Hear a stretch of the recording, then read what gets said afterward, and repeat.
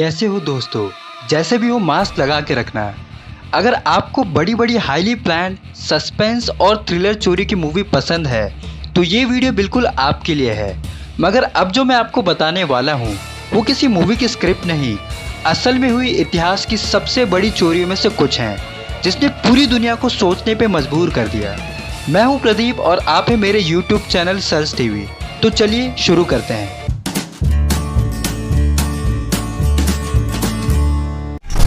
Number 1, Frank William Abagnale. अप्रैल 27 सन 1948। यह वह दिन था जब एक ऐसे शख्स ने जन्म लिया जिसने आगे चलकर अमेरिका के फ्रॉड प्रोटेक्शन सिस्टम की धज्जियां उड़ा दी। हम बात कर रहे हैं फ्रैंक विलियन अबैगनेल की, जिनके जीवन से इंस्पिरेशन लेकर प्रसिद्ध Hollywood film catch me if you can बनाई गई। महज 15 साल की उम्र में फ्रैंक ने अपनी पहली ठगी की थी और शिकार हुए थे उनके खुद के पिता। फ्रैंक के पिता उन्हें अपना क्रेडिट कार्ड दिए थे ताकि उसे वे अपनी पहली जॉब के लिए इस्तेमाल कर सकें। फ्रैंक ने उस क्रेडिट कार्ड से पहले ऑटो पार्ट्स खरीदे जिससे वे रिकॉर्ड में दर्ज हो जाते हैं, जिसके बाद उन्होंने वो प्रोडक्ट वापस कर कैश में रुपए ले लिए। जब महीने के आखिरी में बिल आया तो उनके पिता को $3400 चुकाने पड़े। फ्रैंक के अंदर परसुएशन या अपनी बात मनवाने के ऐसे गुण थे कि लोग हर बार उनके चकमे में आ जाते थे।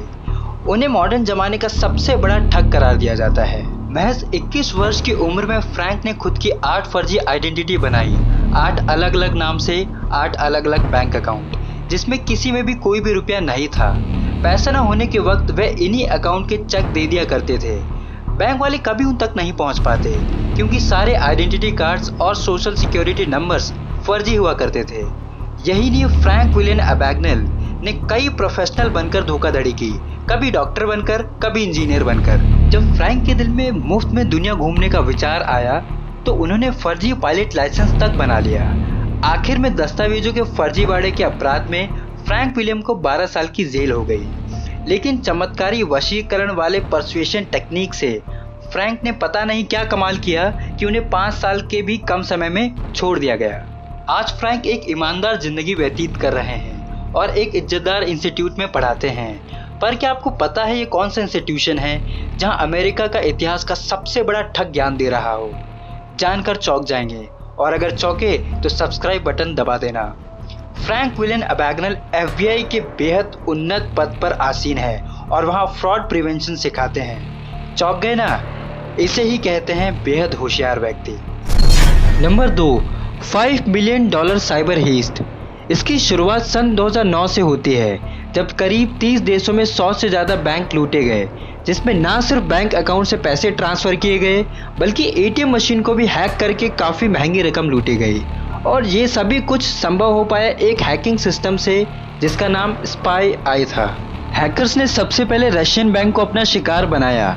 इसके बाद जर्मनी, चाइना और USA जैसे देशों को शिकार बनाकर अरबों रुपए लूटे गए। हालांकि ये लोग साइबर क्राइम के जरिए चोरी करते थे और पकड़े नहीं जाते थे। लेकिन 2014 में अलेक्जेंडर नाम के एक लड़के को पकड़ा गया जिसने स्पाई आई हैकिंग सिस्टम को बनाया था। हालांकि इसने अपनी हैकिंग की सारी पढ़ाई ऑनलाइन ही की थी और ऑनलाइन पढ़ाई करते करते इसने हैकिंग सिस्टम को बनाने की सोची।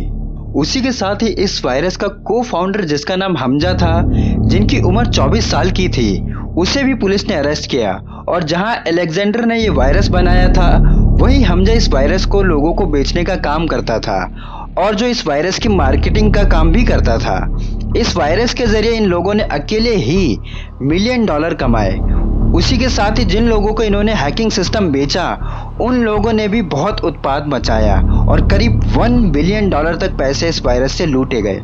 अब हम इतनी देर से इस वायरस की बात कर रहे हैं और हम आपको ये भी बता दें कि ये वायरस काम कैसे करता है। सबसे पहले आप ये जान लो कि ये वायरस लोगों के कंप्यूटर में जाके बैठ जाता है, फिर ये उनकी सभी पर्सनल डिटेल्स को कैप्चर करता है और जिस शख्स ने इस वायरस को डाला होता है वो सभी डिटेल्स को ले लेता है, जिसमें बैंक डिटेल्स के साथ साथ पर्सनल डिटेल्स भी मौजूद होती है। और इन्हीं चीज़ों की बदौलत ये लोग दूसरे के बैंक अकाउंट से पैसे ट्रांसफ़र करते हैं और एक ऐसे बैंक अकाउंट में डालते हैं जिसको ट्रेस करना बहुत मुश्किल होता है। और ये सब चीज़ें आज के टाइम में बहुत ज़्यादा सक्रिय है और अभी भी ये चीज़ें हो रही हैं। यहाँ पर कई सारे वायरस मौजूद हैं जिनको ट्रेस करना बहुत मुश्किल है और लोग इन्हीं वायरस के ज़रिए लोगों की पर्सनल डिटेल्स लेके अच्छा खासा पैसा लूटते हैं। हालांकि इसे रोकने के लिए गवर्नमेंट को एक बहुत ही बेहतरीन टीम बनानी पड़ेगी जिसमें इन्हें एक से बढ़कर एक हैकर रखने होंगे, तभी इन लोगों को ट्रेस किया जा सकता है जो ये काम करते हैं। नंबर 3, एंट ट्रैप डायमंड हेस्ट। अब हम आपको इतिहास के उस चोरी के बारे में बताने जा रहे हैं जिसने सभी को हैरान करके रख दिया, क्योंकि ये कोई छोटी मोटी चोरी नहीं थी बल्कि $100 मिलियन के डायमंड चोरी हुए थे। अब आपको बता दें, असल में चोरी मीस के एंट ट्रैप डायमंड सेंटर में हुई जहां पर अरबों के डायमंड रखे जाते हैं और इस वजह से ही इस जगह की सिक्योरिटी भी बिल्कुल लाजवाब थी जहां कोई चोरी करने के बारे में सोच भी नहीं सकता। लेकिन सन 2003 के बाद सारा खेल पलट गया, क्योंकि तब यहाँ पर एक गैंग आया और एक ही बार में $100 मिलियन के हीरे लेकर चला गया। इस पूरी रॉबरी का मास्टरमाइंड लियोनार्डो नोटार बार्टोलो था और इसी ने पूरी रॉबरी को प्लान किया था। लेकिन इसका ऐसा कुछ भी कहना नहीं था। इसने बोला कि किसी अनजान इंसान ने इससे इस रॉबरी को अंजाम देने के लिए पैसे दिए थे, यानी इसने इस रॉबरी के मास्टरमाइंड होने से साफ मना कर दिया। इसने पुलिस को बताया कि जिस इंसान ने इसे इस रॉबरी के लिए हायर किया था उसने सबसे पहले लियोनार्डो को पूरी सिक्योरिटी सिस्टम की फोटोज खींचने को कहा। यहाँ तक कि लियोनार्डो का ये भी कहना है कि उसी अनजान इंसान ने उसके पास लोगों की पूरी गैंग भेजी थी जो अपने अपने काम में माहिर थे और इन्होंने पूरी चोरी को अंजाम दिया। इस रॉबरी में इन लोगों ने हर एक सिक्योरिटी सिस्टम को चकमा देकर इस रॉबरी को अंजाम दिया। बस एक जगह इन लोगों से गड़बड़ हो गई थी। असल में इनके गैंग का एक मेंबर जिसका नाम तवानो था, उसको कार में चोरी का सामान लोड करते वक्त पैनिक अटैक आ गया, जिस कारण वो काफ़ी ज़्यादा घबरा गया और चीज़ें खराब करने लगा, जिस वजह से कुछ सबूत वहीं रह गए। ये गैंग मेंबर लियोनार्डो का बहुत अच्छा दोस्त भी था, जिसके बाद एक और बात पता चली। उस समय सभी अलार्म सिस्टम चल रहे थे और जब मंडे मॉर्निंग को सिक्योरिटी ने आके देखा कि सारे डायमंड बॉक्सेस खाली हैं, तो उन्होंने तुरंत पुलिस को इन्फॉर्म किया और पुलिस ने पूरी तहकीकात की, जिसके बाद लियोनार्डो का पता चला और फिर उसे 10 साल के लिए हिरासत में भेज दिया गया। लियोनार्डो बार बार कह रहा था कि वो मास्टरमाइंड नहीं है, उसने सिर्फ फोटोज क्लिक किए हैं। हालांकि लियोनार्डो के इस बात पे किसी को विश्वास नहीं हो रहा था, क्योंकि ये बहुत बड़ा मास्टरमाइंड है और पैसे का अभी तक कुछ पता नहीं चल पाया कि वो कहाँ है। पुलिस भी सोच में पड़ी है कि वो अनजान इंसान कौन।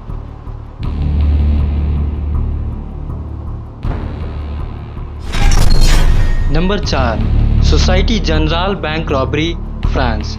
सन 1976 फ्रांस का नामी बैंक सोसाइटी जनरल 2 दिन के फेस्टिवल छुट्टी के बाद खोला जाता है। जैसे ही कर्मचारी अंदर घुसते हैं तो 400 लॉकर टूटे हुए नजर आते हैं। जब लूट के रकम का एस्टिमेट बनाया जाता है तो लगभग 60 मिलियन फ्रैंक्स, जिसकी वैल्यू आज के हिसाब से अरबों रुपए होगी, का पता चलता है। उस दिन लुटेरों ने फ्रांस के इतिहास का सबसे बड़ी बैंक रॉबरी की थी और दीवारों पे लिख दिया था, without weapons no hatred no violence.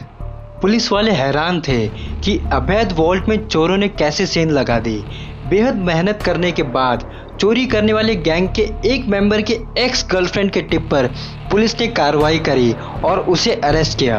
3rd degree torture के बाद चोरों की गैंग का सदस्य ने सब उगलना शुरू किया और सारे गैंग मेंबर्स पकड़े गए, जिसमें चोरी का मास्टरमाइंड अल्बर्ट स्पाज़ियारी भी पकड़ा गया। अल्बर्ट स्पाज़ियारी बेहद कुशार्क बुद्धि वाला व्यक्ति था, जिसने मात्र अपनी गर्लफ्रेंड को इम्प्रेस करने के लिए अपनी जीवन की पहली चोरी की थी और जेल की हवा खाने के बाद जब वो बाहर आया तो सेना में भर्ती हो गया। सेना से रिटायर होने के बाद उसने अपना खुद का फोटो स्टूडियो खोला और आराम की ज़िंदगी जी रहा था, पर कहीं दिल में उसके कुछ बड़ा करने की आग धधक रही थी। अल्बर्ट स्पाज़ियारी फेमस होना चाहता था, रईसों की जिंदगी जीना चाहता था, तो उसने फ्रांस के नामी सोसाइटी जनरल बैंक को निशाना बनाने का सोचा, जिसे लोग अवैध सोचते थे क्योंकि वहां की तिजोरी अंडरग्राउंड थी। अल्बर्ट स्पाज़ियारी ने इस बात का अंदाजा लगा लिया था कि बैंक में सेंध करने के लिए उसे सीवर सिस्टम का इस्तेमाल करना होगा और वहां से एक सुरंग खोदनी होगी जो सीधे बैंक के वॉल्ट रूम में खुले। उसे डर था कि बैंक वॉल्ट रूम में किसी प्रकार का ध्वनि स्वचालित यंत्र ना लगा हो। ध्यान रहे, हम सन 1976 की बात कर रहे हैं, जब सीसीटीवी कैमरे का अस्तित्व भी नहीं था। बैंक के अलार्म सिस्टम को चेक करने के लिए अल्बर्ट स्पाज़ियारी ने बेहद यूनिक तरीका निकाला। वो बैंक गया और वहां उसने एक लॉकर ली, जिसके अंदर उसने बेहद ताकतवर अलार्म घड़ी रखी और अलार्म का समय आधी रात का सेट कर दिया। पर जब दूसरे दिन उसने पता किया तो बैंक वालों को भनक तक नहीं लगी थी। इशारा साफ था कि बैंक वालों को बैंक की अभेद्यता का इतना भरोसा था कि उन्होंने कोई अलार्म सिस्टम लगाया ही नहीं था। ये जानने के बाद स्पाज़ियारी प्रोफेशनल गैंगस्टर की टीम को हायर किया और बैंक के पास मौजूद सीवर से बैंक के अंडरग्राउंड वॉल्ट तक सुरंग खोद दी, जिस काम में 2 महीने लगे। और फिर 2 दिन की छुट्टी के दौरान उसने अपनी टीम के साथ लूट को अंजाम दिया। स्पाज़ियारी इतना होशियार था कि उसने सारे गैंग मेंबर्स को कॉफ़ी और अल्कोहल से दूर रहने के निर्देश दिए थे और करीब 10 घंटे की लंबी नींद लेने के लिए कहा था, ताकि उनसे कोई भी गलती ना हो। पर वो पकड़े गए। लेकिन रुकिए, ये इतना चालाक शख्स था कि भरे कोर्ट में इसने जज को एक पर्ची भेजी, ये कहकर कि इस जगह पर लूट का सारा माल रखा है, और ध्यान भटकाकर भरे कोर्ट रूम की खिड़की से कूद गया, जहां प्री प्लान तरीके से सिद्धरथ बाइकर मौजूद था, जिसने तेजी से स्पाज़ियारी को वहां से गायब कर दिया। इस लूट की वारदात का मास्टरमाइंड स्पाज़ियारी कभी जीवित हालत में पुलिस के हाथ में नहीं आया। पुलिस कभी भी लूट की रकम को रिकवर नहीं कर पाई। 52 साल की उम्र में स्पाज़ियारी का देहांत हुआ और उसकी बॉडी किसी ने उसके मां के घर के सामने फेंक दी। स्पाज़ियारी की इस शातिर बैंक रॉबरी ने कई ऑस्कर विनिंग हॉलीवुड फिल्मों को आइडिया दिया था। Number 5, Dan Cooper. 4 नवंबर सन 1971, एक सुहाना दिन, एक व्यक्ति अमेरिका के पोर्टलैंड से उड़कर सिएटल वाशिंगटन जाने वाले एरोप्लेन पर 2 टिकट लेकर पहुंचता है। उसने अपना नाम बताया, डैन कूपर। फ्लाइट के हवा में जाते ही लगभग 40 साल के बिजनेस सूट पहने कूपर ने एक खूबसूरत एयर होस्टेस की ओर इशारा किया। एयर होस्टेस आगे बढ़ी और कूपर के पास आकर बोली, how may I help you sir. Cooper ने अपने सूटकेस को हल्का से खोल के दिखाया और कहा, मेरे पास बॉम्ब है, और एयर होस्टेस की ओर इशारा किया कि वो उसके बगल में बैठ जाए। आपको याद है ना, कूपर ने 2 टिकटें खरीदी थी। उसके बाद कूपर ने जो किया वो अमेरिका के इतिहास का सबसे मुश्किल हल नहीं किया जा सकने वाला एक प्लेन हाईजैकिंग कांड था। कूपर ने बड़े ही स्मार्ट अंदाज से सारे इंस्ट्रक्शंस अपने बगल में बैठी सुंदर एयर होस्टेस के माध्यम से ना सिर्फ पायलट और क्रू तक अपनी बात पहुंचाई, बल्कि सीट पर बैठे बैठे ही सिएटल के एयर ट्रैफिक कंट्रोलर तक अपना मैसेज भी पहुंचा दिया। सिर्फ यही नहीं, कूपर ने $2 लाख की फिरौती की डिमांड रखी हाईजैक प्लेन में बैठे सारे यात्रियों और क्रू को जिंदा छोड़ने के लिए। हम अपने सब्सक्राइबर्स को बताना चाहेंगे कि रकम आज के डेट में यानी 2020 के हिसाब से $1.2 मिलियन होती है, भारतीय रुपयों में लगभग 9 करोड़ रुपए।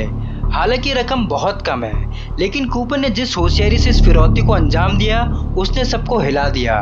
कारण अब आपको पता चलेगा। हवा में कई हजार फीट की ऊंचाई पे कूपर ने न सिर्फ अपनी सीट पर बिना उठे पूरे प्लेन को अपने कब्जे में ले लिया था, पर जो एयर होस्टेस से घोषणा कराई, उसने कहीं से भी यात्रियों को ये पता नहीं चलने दिया कि हाईजैकर असल में कौन था। कम से कम तब तक तो नहीं जब तक उन्हें सिएटल एयरपोर्ट पे उतरने से उन्हें रोक दिया गया, जब तक सिएटल एयर ट्रैफिक कंट्रोलर ने $2 लाख, 4 पैरासूट, 2 ट्रक भरकर एरोप्लेन का ईंधन नहीं करा दिया। उसके बाद कूपर ने प्लेन को फिर से उड़ाने के आदेश दिए, क्योंकि सारे यात्रियों को फिरौती की रकम और बाकी सारे सामान लूट कराने के बाद छोड़ दिया गया था, इसलिए पूरा प्लेन खाली था। कूपर ने सारे क्रू को कॉकपिट में लॉक होने को कहा और प्लेन को कम ऊंचाई पे उड़ाने को कहा। जैसे ही प्लेन नवेदा के ऊपर उड़ान भर रहा था तो कॉकपिट में बैठे पायलट को स्क्रीन पर प्लेन का दरवाजा खुलने की वार्निंग दिखाई दी। चूंकि प्लेन का दरवाजा खुला था तो क्रू मेंबर्स वापस यात्रियों वाले कैबिन में नहीं घुस सकते थे और प्लेन को जैसे तैसे नवेदा एयरपोर्ट पे उतारा गया। और जब प्लेन की चेकिंग की गई तब पैसे से भरा बैग और 2 पैराशूट गायब थे। कूपर प्लेन से कूदकर भाग चुका था। पायलट के तुरंत जानकारी देने के बाद भी और नवेदा की चप्पे चप्पे को छानने के बाद भी कूपर का आज तक नहीं पता चल सका और आज तक ये गुत्थी नहीं सुलझ पाई। आखिर कहाँ गया कूपर? फिरौती की रकम कहाँ गई? अब तक जिस नाम से शख्स को संबोधित कर रहे हैं, क्या यही उसका असली नाम था? कुछ भी पता नहीं चल सका। ये इतिहास के सबसे शातिर तरीके से की गई प्लेन हाईजैकिंग मानी जाती है। डीबी कूपर के नाम से इंटरनेट और दुनिया भर में मशहूर है। कई थ्योरिस्ट ने ये तक कह दिया कि डीबी कूपर एक टाइम ट्रैवलर था। किसी ने कहा वो एक परग्रही था, पर सच्चाई तो ये है कि वो एक शातिर चोर था।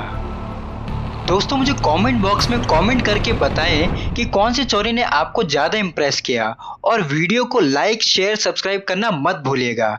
और अब मिलते हैं नेक्स्ट एपिसोड में एक नए टॉपिक के साथ। तब तक के लिए अपना ख्याल रखें। जय हिंद।